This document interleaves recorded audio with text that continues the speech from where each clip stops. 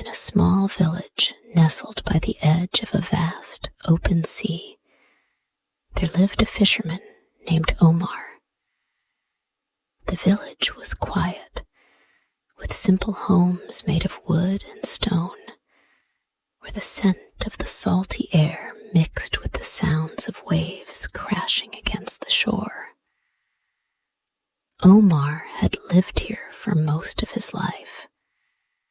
He knew the sea well, its calmness and its dangers, and he made a living by going out every day in his boat to catch fish.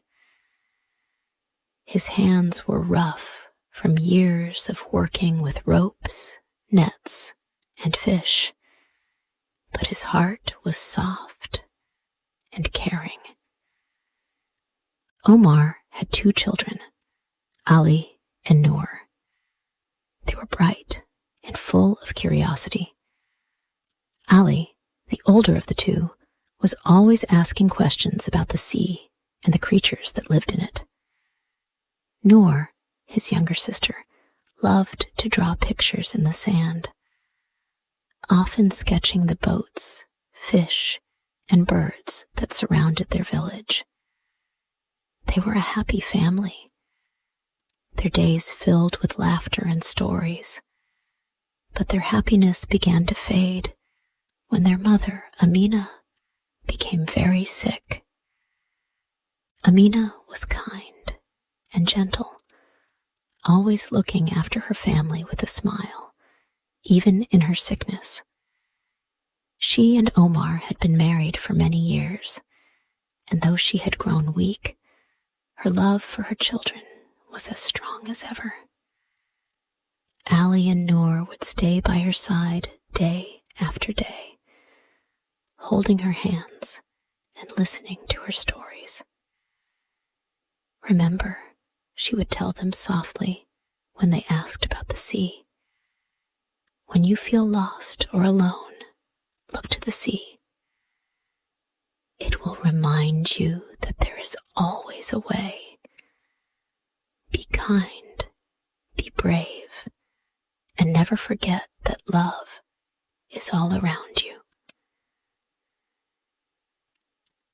But as the days passed, Amina's health continued to decline, and one evening, as the sun set over the horizon, she took her last breath. Ali and Noor were devastated. They held each other tightly, feeling as if the world had come to an end. Omar, too, was broken-hearted. He missed Amina deeply, but he knew he had to be strong for his children. The days that followed were filled with sadness, and though they tried to find comfort in one another, the house felt empty without her. After months of mourning, Omar knew he had to keep moving forward for the sake of Ali and Noor.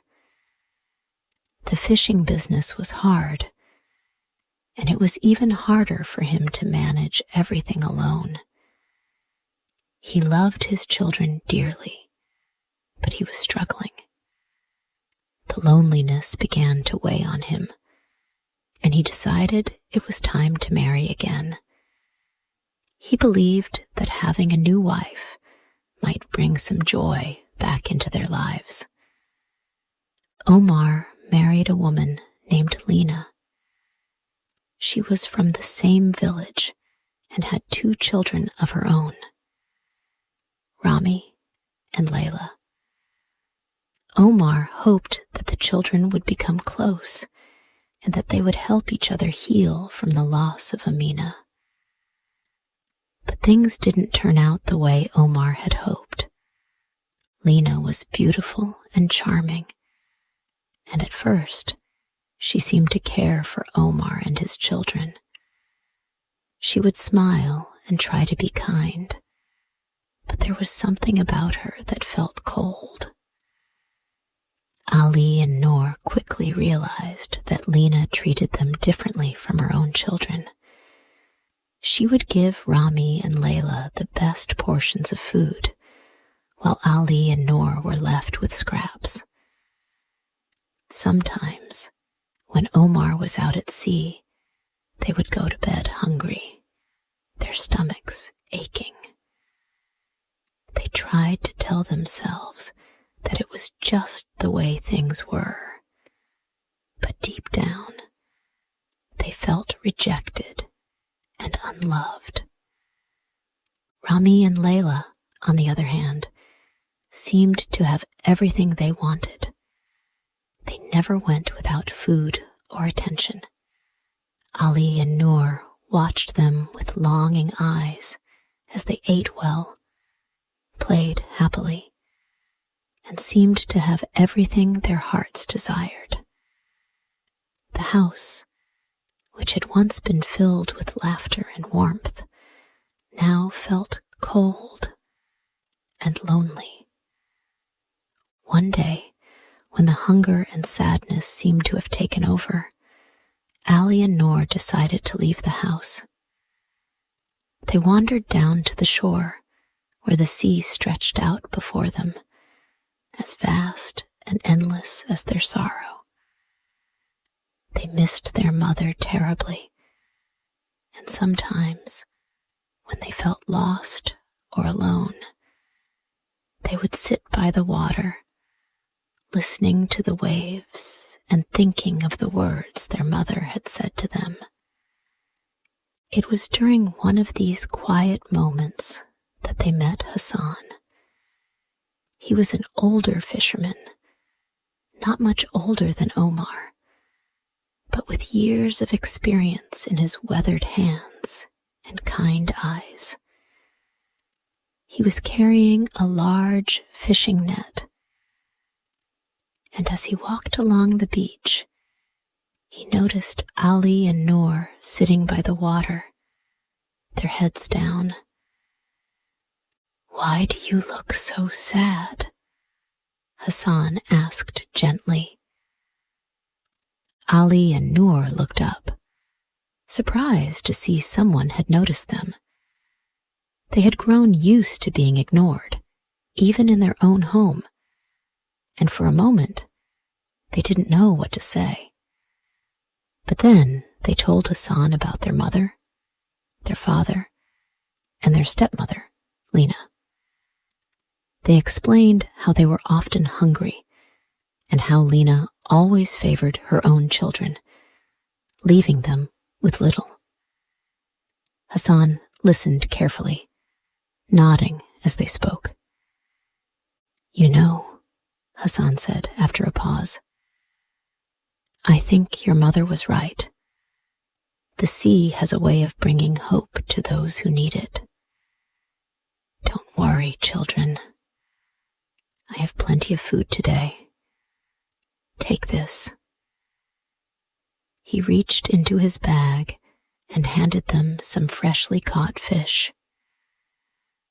Ali and Noor were surprised but grateful. They took the fish and felt a warmth in their hearts they hadn't felt in a long time. It wasn't just the food. It was the kindness in Hassan's eyes. For the first time in a long time, they didn't feel alone. Hassan smiled at them. "You are always welcome to visit me here.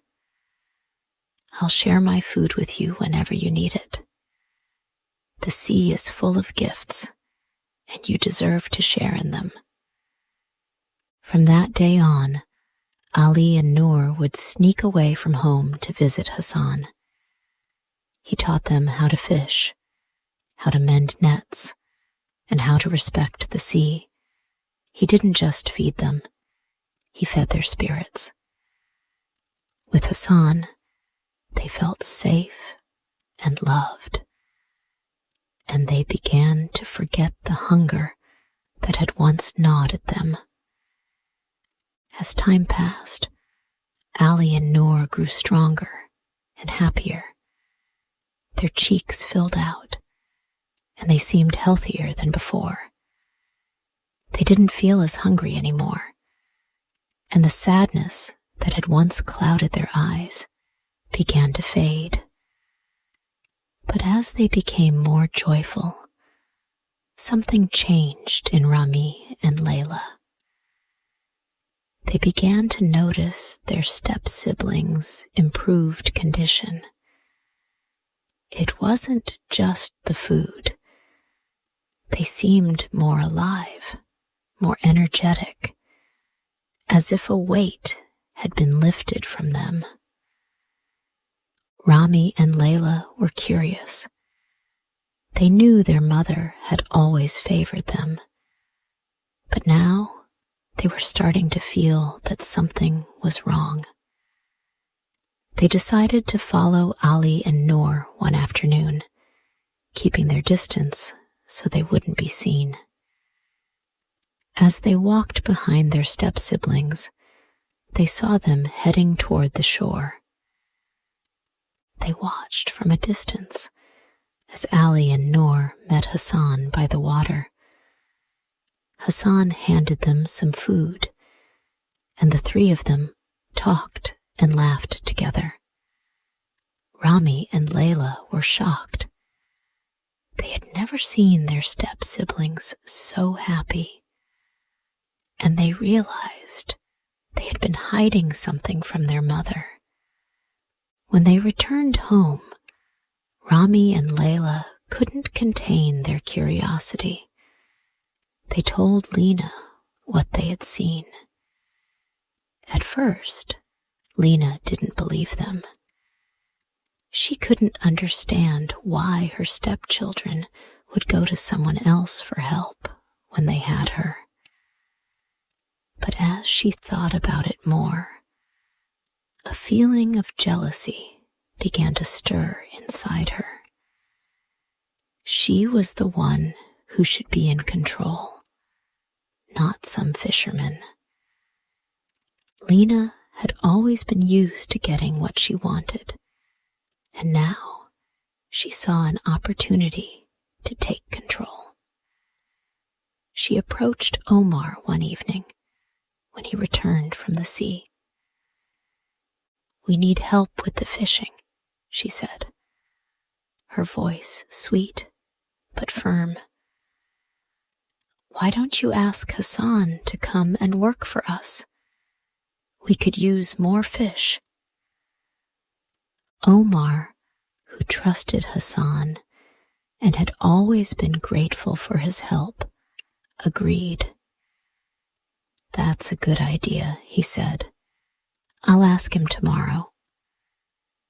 Hassan, though reluctant, agreed to work for Omar. He didn't want to refuse his old friend. But when he arrived at Omar's house, he quickly realized something was wrong. Lena was already making demands, telling him what he would do and how much fish he would catch. Hassan, knowing what she was like, agreed, but felt uneasy. Lena's plan was simple. She wanted all of Hassan's fish for herself, leaving none for Ali and Noor. She told Hassan that he would be paid for his work, but in truth, she never intended to share anything with her stepchildren. Hassan did his best to remain respectful, but it wasn't long before he saw through her manipulation. Hassan soon realized that Lena's intentions were not kind. She took all his fish and kept them for herself, refusing to give any to Ali and Noor. Hassan could see the pain in the children's eyes, but he couldn't say anything. He kept working, hoping that somehow things would change. One day, Hassan decided he had had enough.